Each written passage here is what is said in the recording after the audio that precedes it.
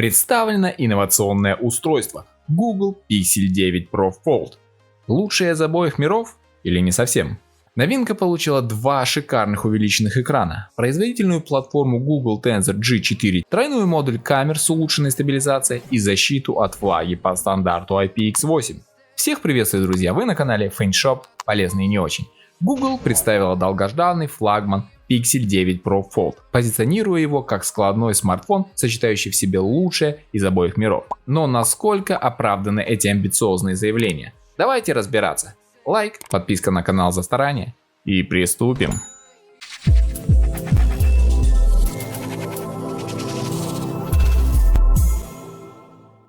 Габариты новинки следующие: 155 мм в высоту, 150 мм в ширину при толщине в 5 мм. Весит наш герой 257 грамм. Материалы корпуса металл плюс стекло. Вся тыльная лицевая панель выполнена из стекла, а рамка металлическая. Соотношение экрана к корпусу составило 88,6%.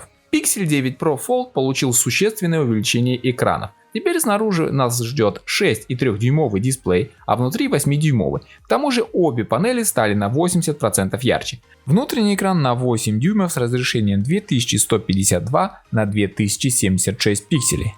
Плотность 373 точек на дюйм. Частота обновления экрана 120 Гц, причем она адаптивная на обоих экранах.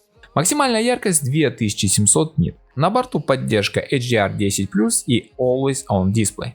Стоит также отметить отличные сочные цвета со 100% цветовым охватом DCI-P3. Друзья, если вы хотите оперативно получать свежие новости о новинках, подписывайтесь на мой одноименный телеграм-канал. Там я каждый день публикую огромнейшее количество новостей и горячие предложения от AliExpress по самым выгодным ценам. Переходите, ссылочка внизу в описании. Построен наш аппарат на процессоре Google Tensor G4. Это 8-ядерная 4-нанометровая платформа производства Samsung, которая состоит из 4 энергоэффективных ядер Cortex A520, работающих на частоте 1,92 ГГц, 3 производительных ядрах Cortex A720 с частотой 2,6 ГГц и одного суперядра Cortex X4 с частотой 3,1 ГГц. Графический ускоритель Mali G715 MP7 с частотой 940 МГц. Вся эта связка выбивает почти 1 200 000 попугаев в бенчмарке Antutu 10. Не самый выдающийся результат.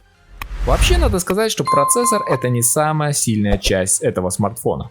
Особенно учитывая умопомрачительные результаты конкурентов в лице Дракона и яблочной М-ки. Даже если сравнивать его со своим предшественником G3, прирост производительности составил всего 15%.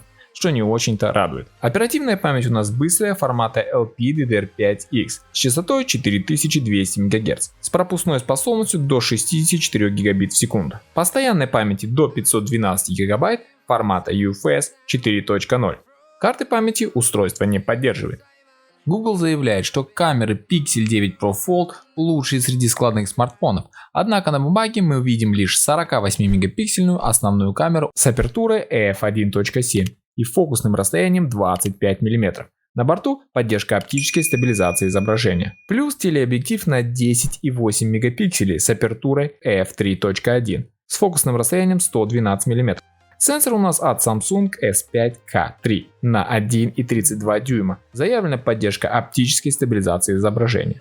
Также на борту сверхширик на 10,5 мегапикселей со светосилой f2.2 и цифровой стабилизацией изображения. Угол у нас на 127 градусов. Камеры поддерживают режим RAW и могут писать видео до 4К при 60 кадров в секунду. Селфи-камера у нас на 10 мегапикселей с апертурой f2.2 и фокусным расстоянием 23 мм. Размер сенсора почти 1,4 дюйма. Заявлен быстрый фазовый автофокус с цифровой стабилизацией. Видео может писать до 4К при 60 кадров в секунду.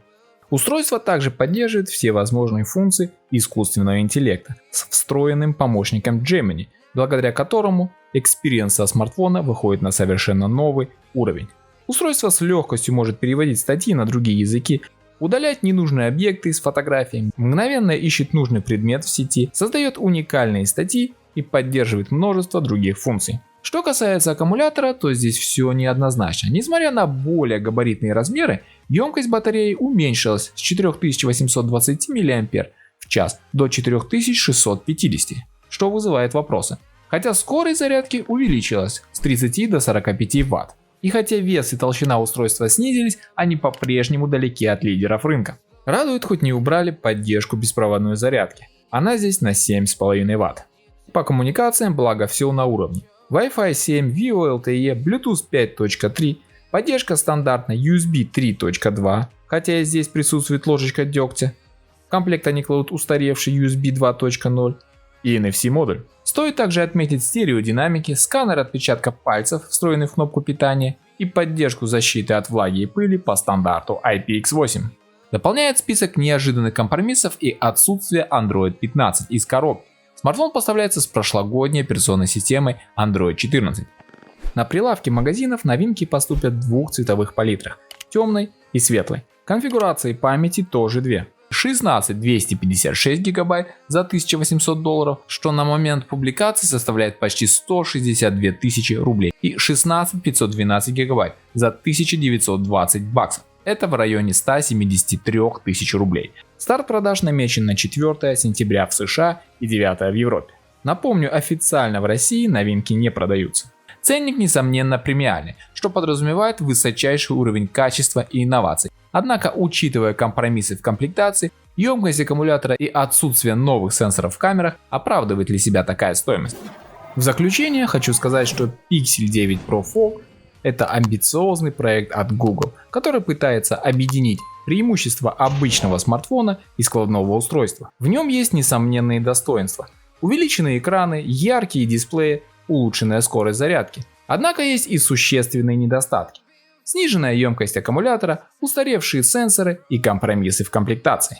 Вопрос остается открытым: оправдывает ли себя высокая цена Pixel 9 Pro Fold, учитывая эти компромиссы? Ответ на него каждый должен найти сам.